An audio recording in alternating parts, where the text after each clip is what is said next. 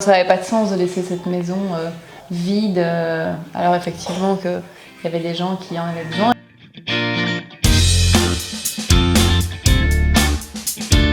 Je m'appelle Thérèse, je suis juriste et prof de yoga. Pour moi c'est Margarita, je suis avocate.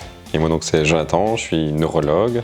On a prêté notre maison pendant quelques mois pour l'hébergement des migrants. On est des citoyens engagés. Je m'appelle Delphine et je travaille pour la plateforme citoyenne de soutien aux réfugiés et je suis coordinatrice de la Sister House et des hébergements collectifs sur Brest. Un hébergement collectif, c'est un lieu salubre et sécurisé qui nous permet en fait d'héberger environ entre 5 et 15 personnes. N'importe qui aurait la possibilité d'avoir un bâtiment vide pourrait être propriétaire solidaire. Il n'y a pas vraiment de profil type, il n'y a pas d'exigence, on va dire. Par rapport à ça, ce qu'on fait, c'est on discute et on fait en sorte que le projet convienne à la fois aux propriétaires et à la fois aux besoins d'hébergement. Il y a beaucoup de gens qui sont obligés de fuir leur pays. Il n'est pas qu'ils aient envie, mais ils ont envie. Et donc on a été scandalisés par la façon dont nos pays les accueillaient. Petit à petit, je me suis dit, enfin, pourquoi pas les accueillir un peu plus dignement. C'est soit un bâtiment qui est inoccupé, qui attend un permis d'urbanisme, ou un bâtiment dans lequel il y a un projet mais qui ne se lance pas tout de suite.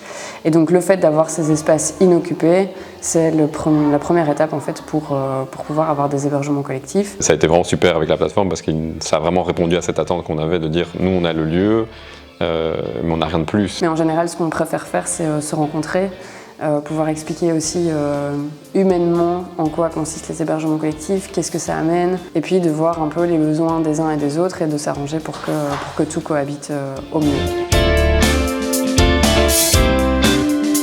Un cadre, une sécurité et en même temps toute une force avec l'équipe pour vraiment faire tourner ce projet. En général, les bâtiments, on les retrouve dans un meilleur état que quand on les a reçus, dans le sens où ils sont habités, ils commencent à avoir une âme aussi, et les hébergés et les bénévoles en prennent soin puisque c'est chez eux ou chez elles pendant le temps de l'occupation.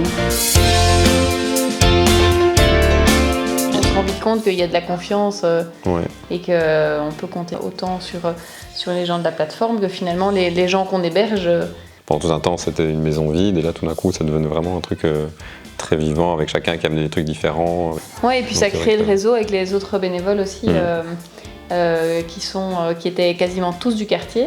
C'est gai de voir que des gens dans le même quartier se mobilisent sur un projet. Dans le quartier, ici, il y a des gens qui ont gardé des contacts et qui ont décidé, après, d'aider les réfugiés.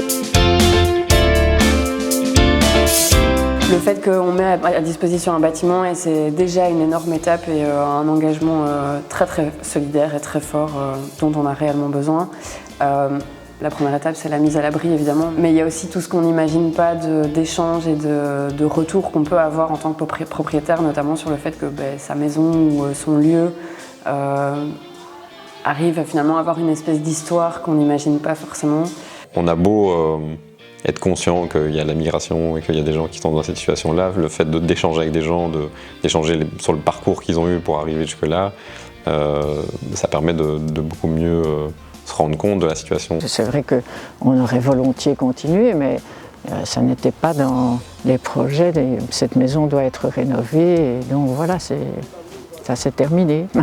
Alors souvent, ce qui est assez marrant, c'est qu'ils sont à la fois contents que leur lieu arrive au projet qu'ils avaient imaginé pour, et en même temps souvent un peu tristes de voir l'affectation du lieu qui change et que ce soit plus un hébergement collectif. Donc je pense que avec ces procédures de permis qui prennent du temps, il y a beaucoup d'autres gens qui auraient peut-être l'opportunité de le faire, qui n'y pensent pas spécialement ou quoi, et qu'il faut vraiment que les gens sachent que avec en tout cas la collaboration qu'on a eue avec la plateforme, ça a vraiment facilité les choses et qu'on n'a pas dû faire grand-chose nous de notre part, quoi.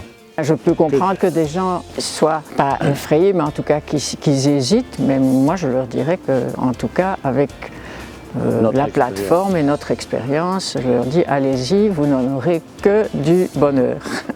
Foncer, c'est facile, mettre sa petite pierre à l'édifice pour rendre le monde un tout petit peu meilleur, et c'est très facile à faire, quoi.